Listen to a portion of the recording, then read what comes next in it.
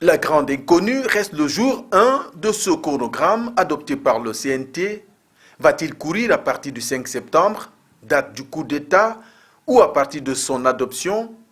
Pour le FNDC, Front National pour la défense de la Constitution, ce délai n'est pas acceptable.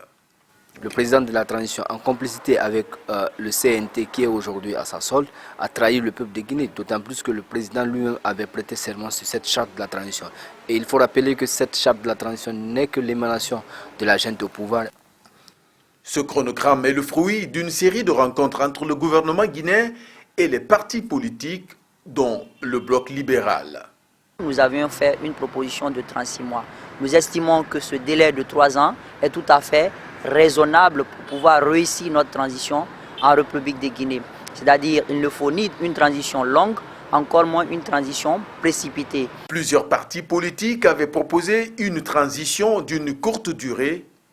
Le FDG de l'ancien chef de file de l'opposition, Cellou Alain Diallo par exemple, a défendu un délai de 15 mois. Pour cet analyste politique, la Guinée court vers une nouvelle crise. Avec ce chronogramme qui n'est pas partagé par tous les acteurs, c'est que c'est un chronogramme conflictogène qui génère aujourd'hui les crises futures. Tout comme le FNDC qui menace d'organiser des manifestations de rue, une partie de la classe politique guinéenne parle d'une violation de l'article 77 de la charte de la transition. Selon cet article, la durée de la transition est fixée après un accord entre le CNRD et les forces vives de la nation.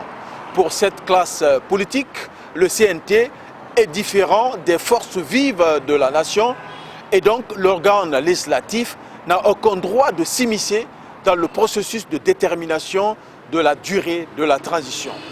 Zakaria Kamara pour VO Afrique, Conakry.